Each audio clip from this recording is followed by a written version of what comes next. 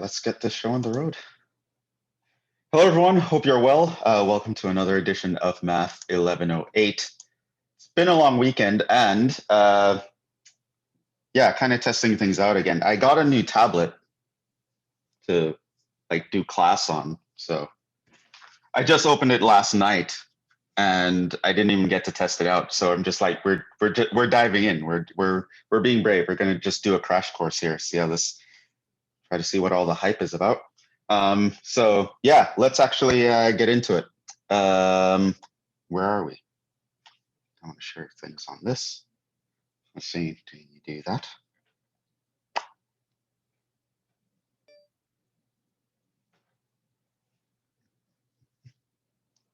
So does that mean now I can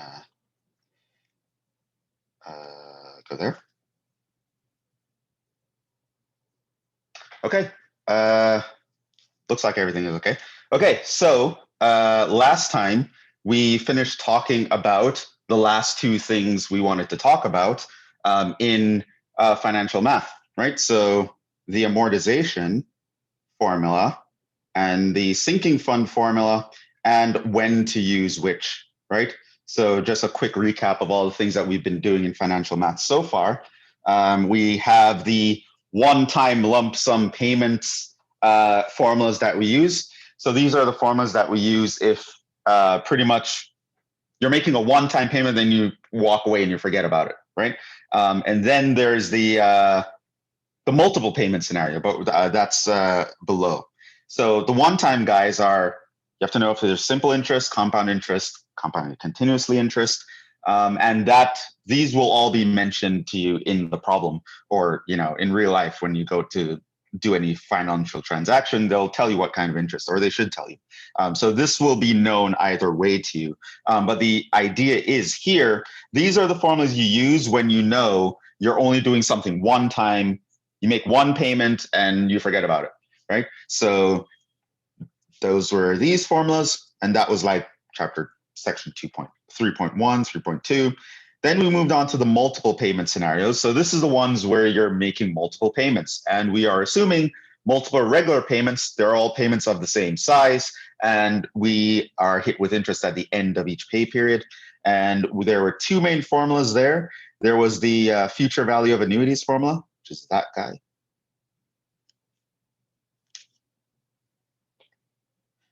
There was the present value of annuities formula, which is that guy. I think I should be, do I get this writing thing? Maybe I make sure I do that. Okay. Which is that guy. Got a nice little oval here. Okay. Then these two formulas became the sinking fund formula and the amortization formula. And they're the same formula you just saw for the other guy. And you use the first one, as I mentioned. When you're making payments to save up to a goal, you use the sinking fund formula. That's the first one. And as I pointed out to someone in office hours recently, you can know that's the one you want to use because the power here, because the power here, you'll notice, is positive. It's an exponential to a positive power. And in the other formula, the power here is negative. So it's an exponential to a negative power. So one would increase and one would decrease. So the first one, the FV formula, that is to build up to a certain amount, right? So that's when you use that formula. And the PV formula is when you want to actually cause something to decrease. So you're saving for a college fund or something like that, you use the FV formula, the sinking fund formula. If you want to pay down a car loan or pay down a mortgage or something like that, use the PV formula, right? So the sinking fund formula is to make payments to save up to some goal to meet some future obligation, whereas the amortization formula is if you want to pay down debt, you're borrowing money now and you want to know what your fixed payments should be to figure out the max purchase price. So if you know what payments you can make to pay down a debt, you can also use this formula to figure out how much debt you should be able to take on, right? So of course, we also saw that we can mix and match. And that kind of ended it for chapter 3. So that kind of ended our excursion into financial mathematics. Of course, it's not all of financial mathematics. This is the very basics. You guys really should go beyond this in your financial education, probably even if you don't think you have to. So yeah. So I don't know if this actually applies to anybody, but there may be someone who, a couple of students in the class who their families are well off, so they're like, I ain't got to worry about this. My parents got it. They got this, right? They have a whole team of financial advisors and everything's cool. Yeah. So it turns out the percentage of families that go from being successful to like poor in like 3 generations is remarkably high. So yeah, if you don't keep educating your kids, eventually they mess it up, right? Might take a while if you're like a billionaire, but they'll mess it up. Your kids, your future generations will mess things up eventually if you don't keep educating yourself and you don't make sure that they keep getting educated. So it's important to educate yourself financially, even if you don't think you have to. Yeah. That being said, that's all we're doing in this class, and we will be moving on to chapter 5. So I left you guys with a couple examples to do last time, just to kind of as a primer. And again, I'm not really going to teach you how to do these guys. We're kind of just going to go through them quickly, just to make sure that you kind of remember how to do this stuff. So that's what we're going to do. I asked you guys to try it. Hopefully you did. But we are going to actually do this together. This is going to lead us into what I really want us to do. And hopefully this will be helpful.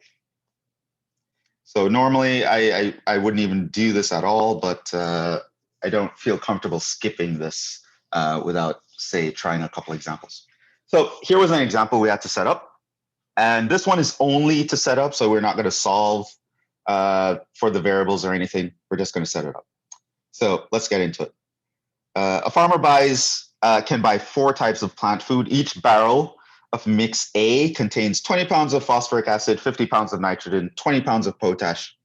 Potash is kind of like a fertilizer kind of thing. It's potassium based, and it's just like this thing. Okay, so mix A contains 20 pounds of phosphoric acid, 50 pounds of nitrogen, 20 pounds of potash.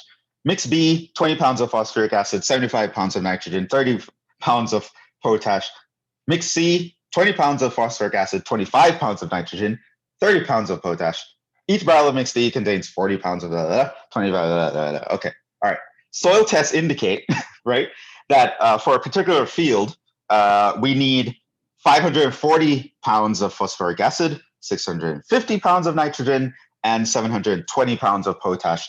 We want to set up a linear system of equations to solve for how many barrels will we need of each thing to mix together to get all the necessary nutrients. So we're going to use the notation that X1 is the number of barrels of mix A, X2 is the number of barrels of mix B, X3 is the number of barrels of mix C, X4 is the number of barrels of mix D. So this is the situation, right? A farmer wants to fertilize a field or whatever, and he knows that certain mixtures of plant food has certain concentrations of the nutrients that he needs. He needs to buy a bunch of these different mixtures so that he can mix it all together to use in his field. He knows how much nutrients he needs in his field, but we need to tell him how many barrels to buy. He comes to us for help. So let's help him out. So I'm not sure how you guys actually, did anyone actually came up with a system of equations to solve this? Like, what was the guess here?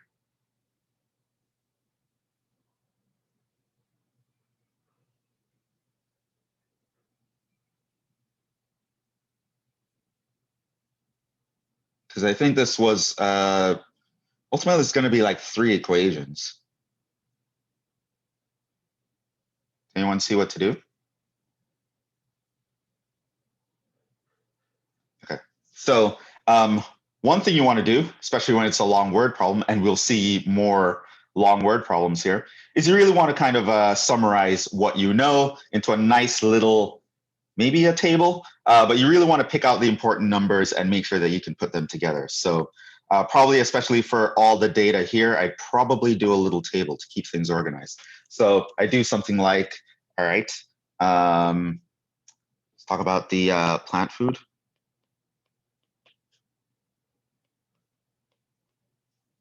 And how much?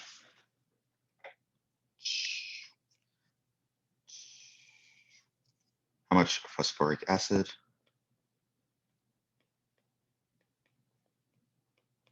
I have to get used to a whole other pencil. What else do we have? Nitrogen. We had potash. And I know there are 4 types of food. So there's A. Someone's trying to get in here. There's B.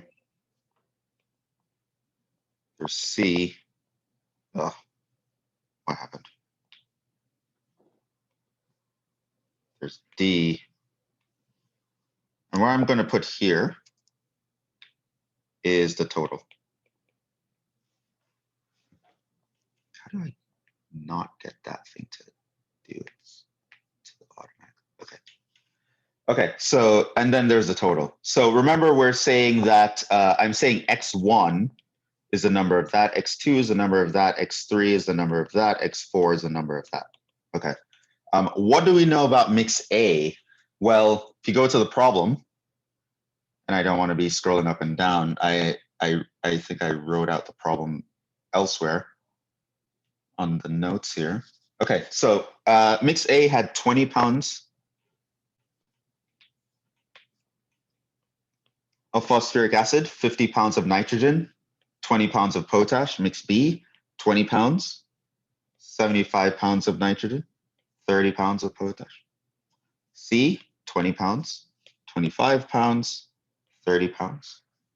D, 40, 25, and 50.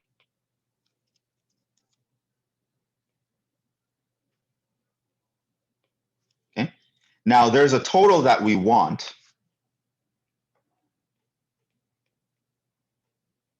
Right? And that is going to be, we want to ultimately have 540 pounds of phosphoric acid, 650 pounds of nitrogen, 720 pounds of potash. So that will tell you how to set up the equations. Hopefully from doing that table, you'll see how we can set up the equations now. So if I were to say, do a restriction for the phosphoric acid, I know that the amount from A, B, C, D should add up to 540. So what I can do then is that can set me up with an equation here. So I need 20, for each barrel of X1, I get 20 pounds of phosphoric acid. For each barrel of mix B, I get 20 pounds. C, 20 pounds. D, 40 pounds. And that adds up to 540, right? So this is the phosphoric acid restriction.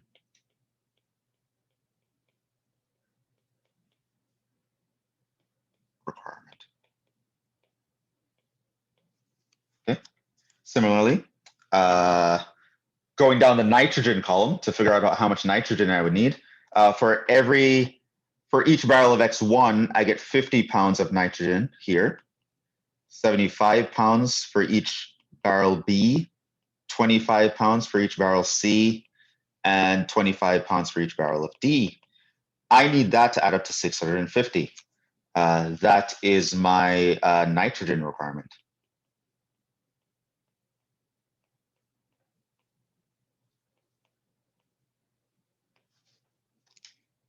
Then potash requirements. I get 20 for each barrel of mix A, 30 for each barrel of mix B, 30,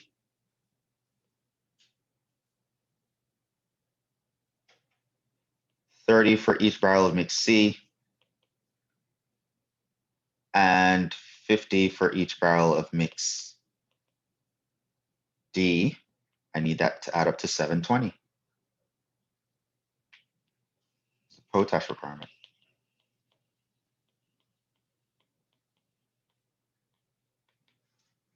Okay. So that is my system of equations.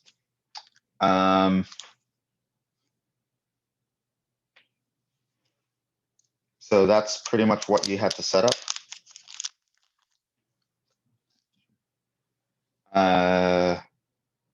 Yeah, first that's the answer.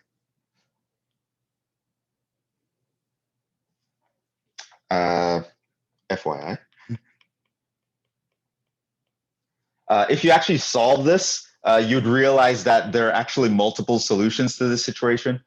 So for example, there was, so the general solution.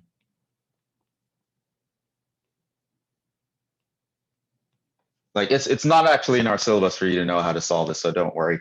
But just if you're curious about how you would go about it, x1 ended up being 9 minus t, x2 ended up being t minus 5, x3 ended up being 23 minus 2t, and x4 ended up being t. And we wanted whole number non-negative solutions because you can't buy -5 barrels of something, or you can't buy pi barrels of something, let's say. So we restricted the t. So t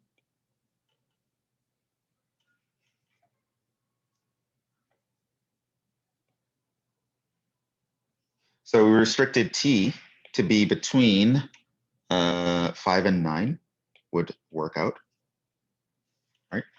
So I need to make sure, for example, that all of these guys were bigger than or equal to 0, right? And whole number.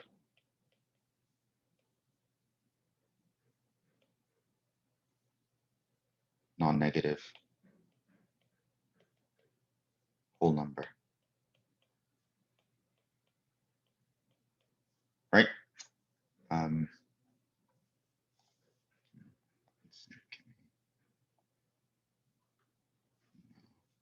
have to click that first.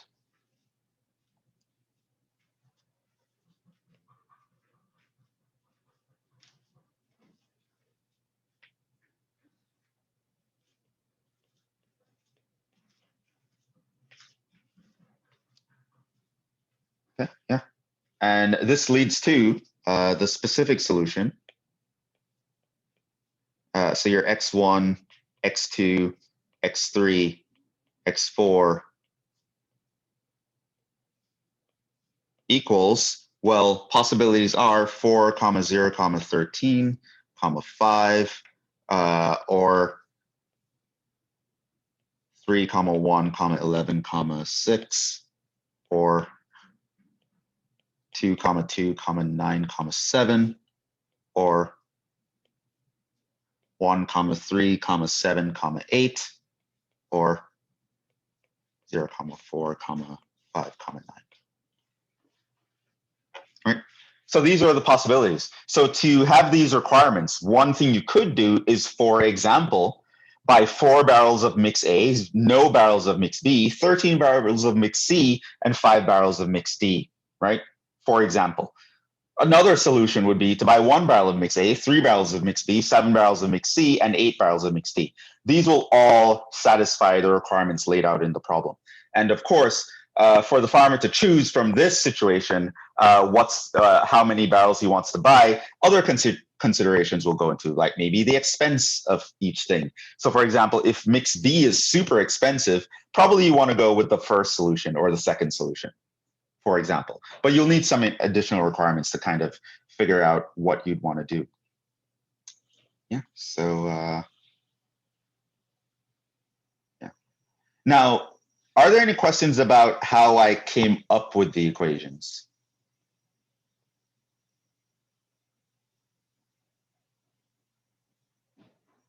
Like how I set it out, how I thought about it, how I organized it, how I knew what to pick out? You were able to do it because the numbers like 20, 30, and so forth was the pounds of it, but you needed to figure out how many barrels it would be to add up to it. I'm not sure. Yeah, well, the thing says each barrel contains a certain amount of pounds, right? So for example, I know that a barrel of mix A contains 20 pounds of phosphoric acid, right? So that means for each barrel of mix A, if I'm focusing on this part here, how many pounds of phosphoric acid would I get out of that? Well, 20 times whatever number of barrels, right? So if I buy 1 barrel, I get 20 pounds. If I buy 2 barrels, I get 40 pounds. If I buy 3 barrels, I get 60 pounds, etc. Right?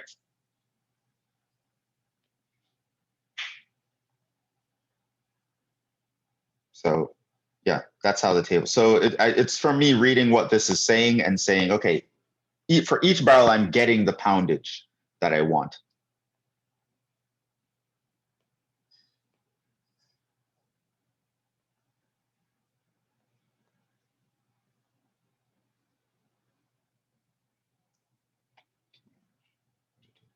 Let's do this.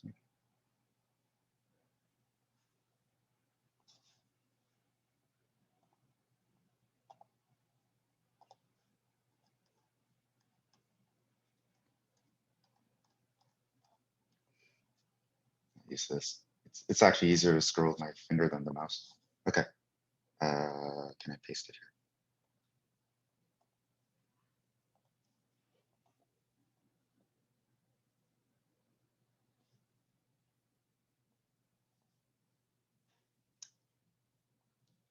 Apparently not.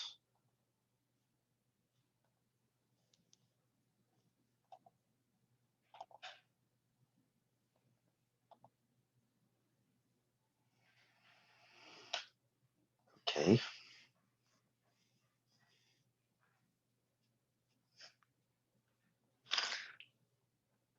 I'm not gonna get started. Never mind. Okay. All right. Here's the other one. So an example is from supply and demand. Also something that's kind of important, but I don't think we actually deal with super specifically in our current syllabus. So yeah. But I guess we could still figure things out here because we're told that we should assume that the equations are linear and all that stuff. So it should be okay. So here's the question: at 480 per bushel, the annual supply of soybeans in the Midwest is 1.9 billion bushels. The annual demand is 2 billion bushels, right? So demand is how much people want to buy. Supply is how much are produced, essentially is what you can think of that. When the price increases to 510 per bushel, the annual supply increases to 2.1 billion bushels, and the annual demand decreases to 1.8 billion bushels. So that should be pretty obvious. This is something called the law of supply and demand. Basically, the higher the price, the more people are willing to produce and the less people are willing to buy, which kind of makes sense. If I'm a supplier of iPads, for example, and I am selling them for a price of 100, I'm not going to actually be willing to produce a lot, right? So if I have to go through a lot of costs and rent a lot of space and get a lot of equipment and hire a lot of employees to make iPads for $100 a pop, it's not going to be worth my time. However, if I can sell them for $1,000 a pop, now it's like I'm willing to make more iPads, right? On the flip side of that, once the price increases, less people are going to be able to buy it, right? Because it's now more expensive than they're willing to pay. So it turns out that's the law of supply and demand, right? The higher the price, the more producers are willing to produce, but at the same time, the less the public is willing to buy, right? So there's this idea that what we seek is market equilibrium, it's called. And it turns out that there are times when solving for market equilibrium comes down to solving a system of equations, right? Which is what this is trying to get at. So assuming that these things are linear, how do you actually figure out what is the supply equation, what is the demand equation, and where is the market equilibrium price that we actually want to get at, where both suppliers and consumers are happy? Okay, so that's what this is about. So let's actually talk about that. So for the supply equation, obviously I'm going to go into this question and I'm going to pick out all the numbers that apply to supply, right? So here at 480, the annual supply is 1.9 billion, right? So I'm dealing with the supply here. Then when the price increases to 510, the annual supply is 2.1, right? So let's actually focus on that for a second. So A, right? Let's talk about the price supply.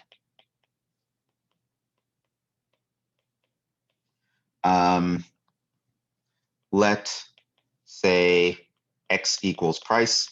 Price is usually put on the horizontal, Y equals supply. Let's say Y1 equals supply because we're going to have another one, right? So what do we know? This means these 2 points are on the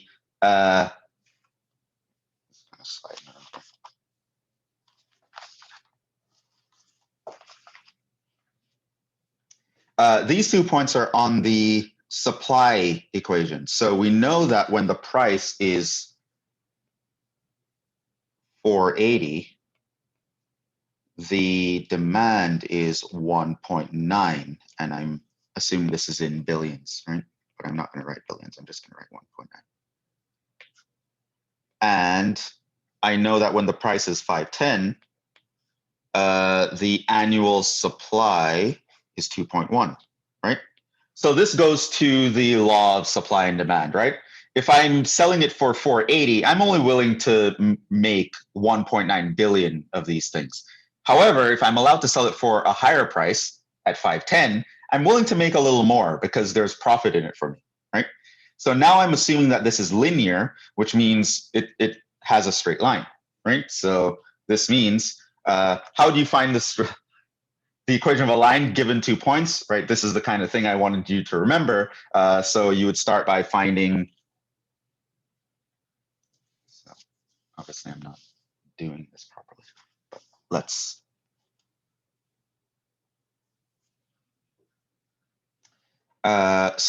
what you need to find the equation is the equation of a line, right? So you need to remember what is involved in the equation of a line. We need a slope.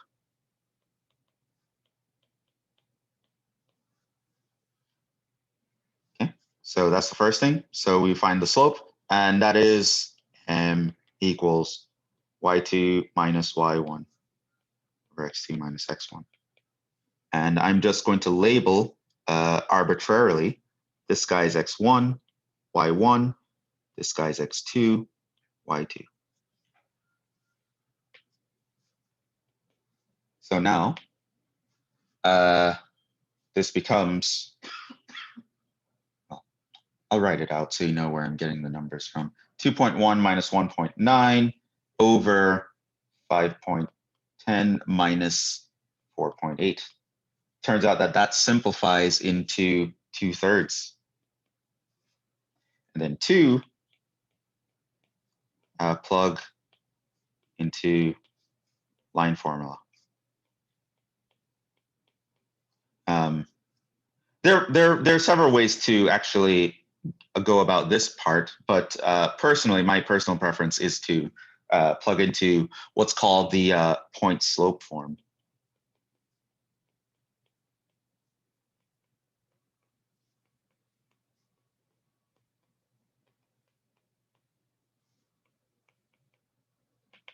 Right? So a lot of people know the slope intercept form, y equals mx plus b, but there's also a point slope form that says y minus y1 equals mx minus x1.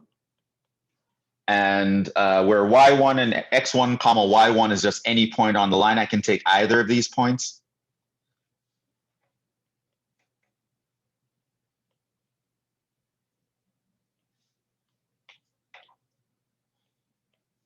So it's y minus, which point did I pick?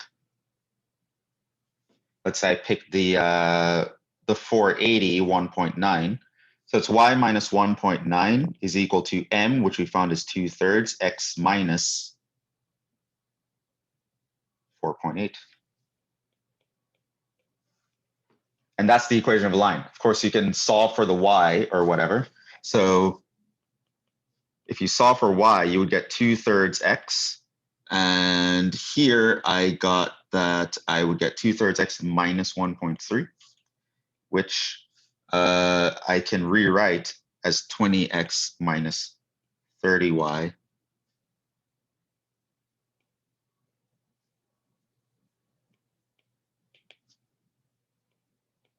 equals 39.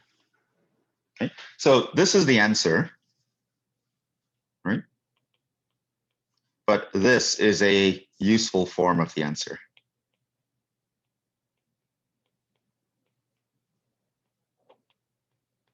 So pretty much what I did was I multiplied both sides of the equation by 30 and then just rearranged.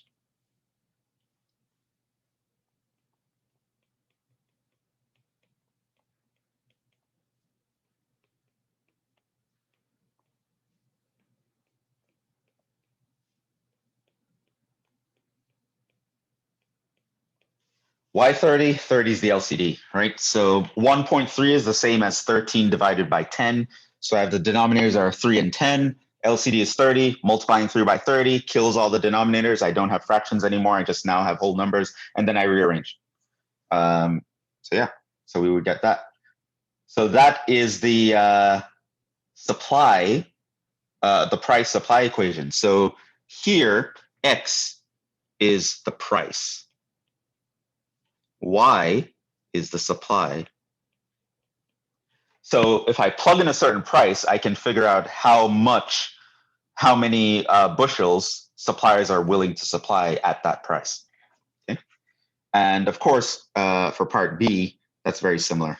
So this is the price demand equation. So similarly here, this is also a straight line. So here, if I let X equals price, and y2 equals, at least y2, because I already used that in notation. Maybe I shouldn't use that. Let's call it y little s. So here you can have like a y little s, but it's not going to matter. They ultimately, they're going to measure the same thing. The y is measuring the number of products, right?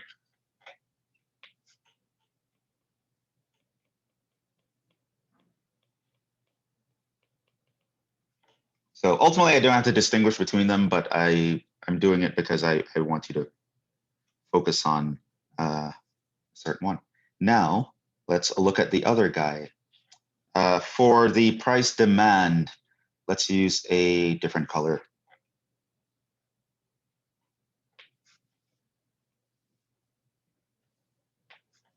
Maybe red. Okay, so at 480, the demand is 2. And at 510, the demand is 1.8.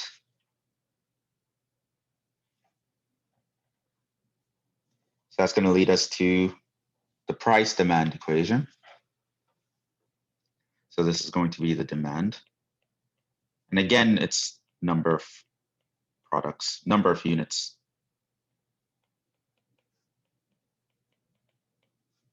Okay, but we'll actually go through the same thing. You'll find that the coordinates, let's see, 4.8 comma 2 and 5.10 comma 1.8 are on the line. You can find that the slope is going to be, in this case, minus 2/3. And you can find that the equation is going to be y equals minus 2/3 x plus 5/2.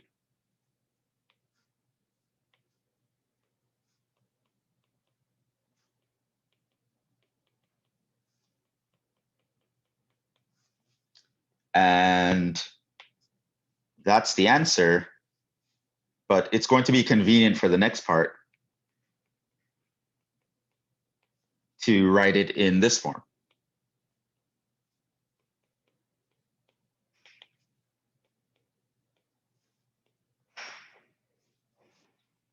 again, multiplied by 30 and rearranged.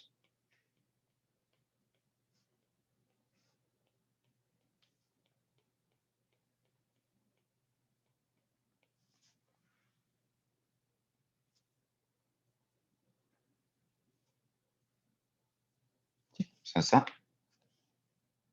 So, see.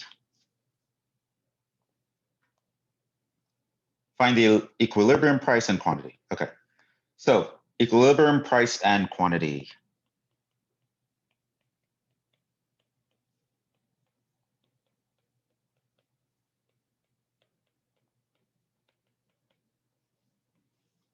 So here's how that works.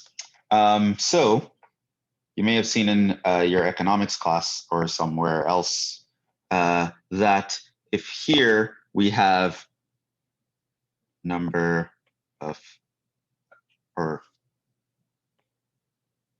quantity, which we can do is supply or demand. I'm going to plot both of them on the same curve. So we know that, well, the law of supply and demand basically says that supply is going to go up over time while demand goes down over time. So let me just actually put that in supply. Okay, so let me put how you would do it if you didn't have the answers ahead of time like I do. Okay, so you're going to actually find the price. So the two prices mentioned were, for example, $4.80. And for the supply, we were willing to produce 1.9 at that price.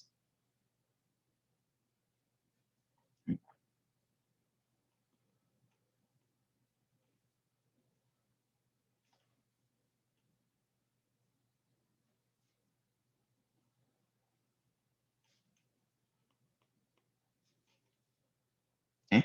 Now, when the price increased to 510, we were willing to produce how much? 2.1. So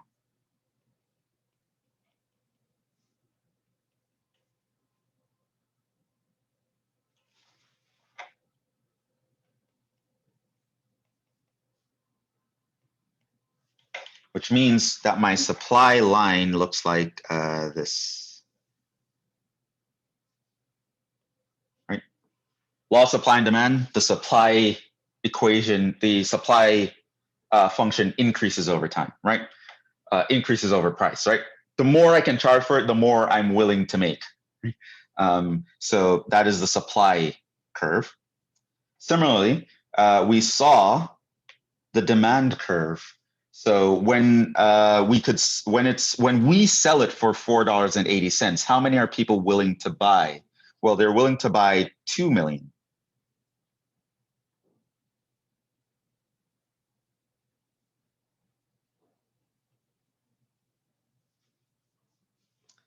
And if we sell it for 510, they're willing to buy, well, 1.8.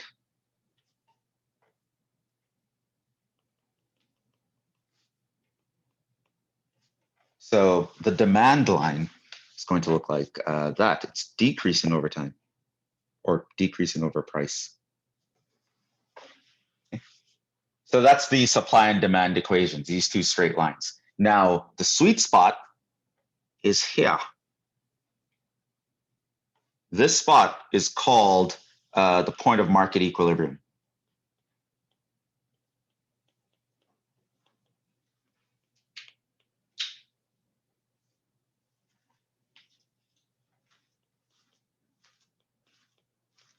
Right? So that's where supply meets demand, right? So before that point, what you'll realize is that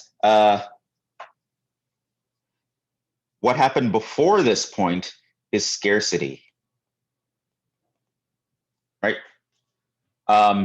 people really want it, and it's very cheap. Because of that, products run out very fast. And so there are more people in the market to buy the product than there are products in the market. So now you have scarcity, which isn't great, because what that means is the suppliers could supply more and make more money. Why aren't they, right? And beyond that, you have surplus, right? So here there's an excess supply, right? We have all these products in the market, but not many people want to buy it because it's too expensive. What happens is there comes a point where both of these things, there's mutual interest.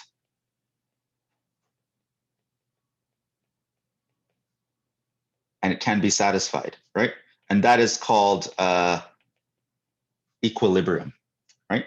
So ultimately, we want to find what is the price and quantity for this. So ultimately, our goal is to say, well, what is the amount we should be producing? And of course, what is the price that we should be charging if we produce that amount, right? So this is a supply and demand equation, right? And this is a kind of problem that is actually a part of market research. You'll realize that when people want to sell a new kind of product on a market and they don't really know how to price it or how it's going to sell, yeah, they might look at competitors or similar products, but what they actually can do is that they charge a different price for that product in different locations, and they do graphs like this. And they figure out, okay, based on how much we can sell at this price versus that price versus that price, and based on how much we can produce at this price versus that price versus that price, we kind of find this intersection, and then eventually we launch it for that price, right? So this is where this sort of would come in. And of course, geometrically, this ends up being the intersection of the two lines. So geometrically,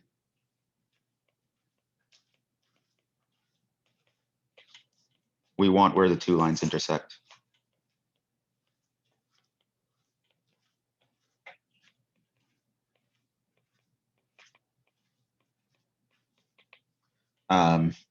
Algebraically, this comes down to solve a system of equation algebraically.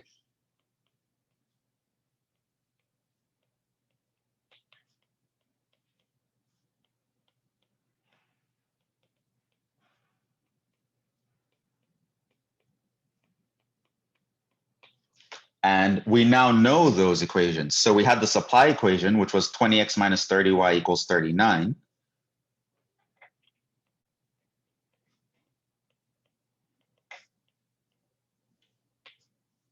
It's the supply equation.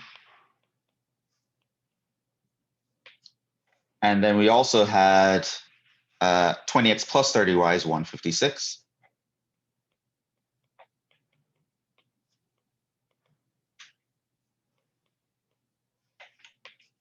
It's the demand equation.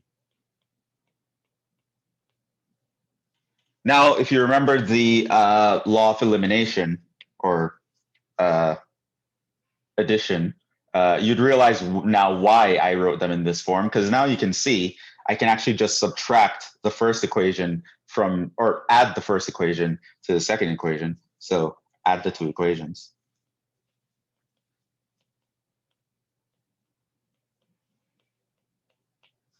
And I would end up with like 40x equals 195. And so my x is going to be 195 over 40, which is actually 4.88. So it turns out that the ideal price for this this thing we're producing is $4.88. That's what we should sell it for. This also means that by definition, the y is going to be 39. Well, maybe I'll show where to get that. Plug into either equation.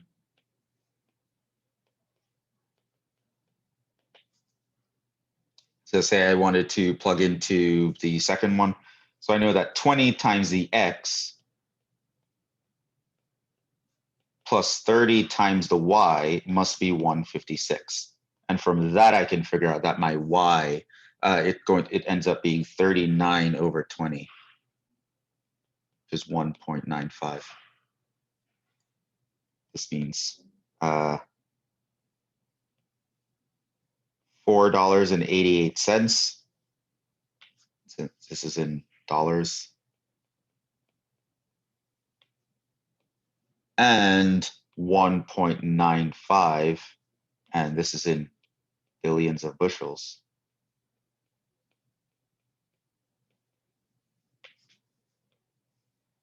Is the equilibrium price and quantity.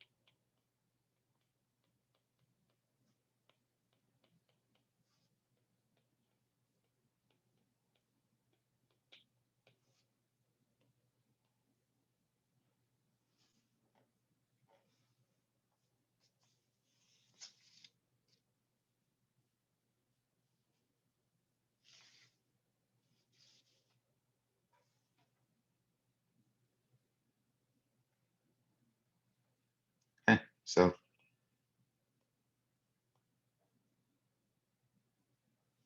yeah, that's it forever. I expected to spend like half the class on that. I'd do half on something else. But we now have the prereqs. I'm gonna stop there.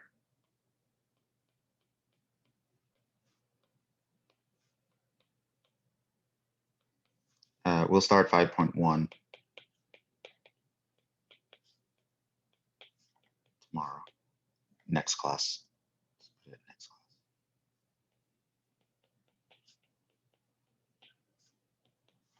So 5.1 is where we're going to start dealing with linear inequalities. So it's when we have this kind of situation, but we don't have equal signs here, right? We have things like less than or equal to, or greater than or equal to, or something like that, right? And there are different considerations that go into solving such a problem.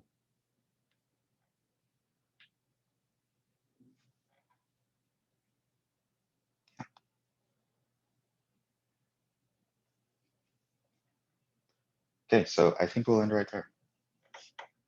Still not used to this thing yet, but all right. Any questions? Yes, I have a question about the first one. How does the equation x equals 9 minus t get? Oh, as I mentioned earlier,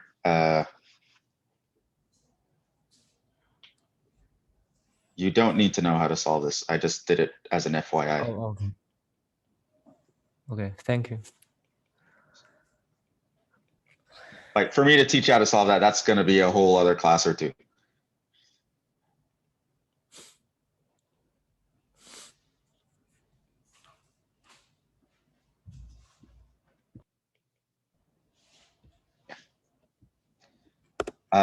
But for now, we'll stop there. Let's see, how do you stop share? Okay, all right. I will see you guys tomorrow and we'll continue. So until then, I'll see you guys in the next one.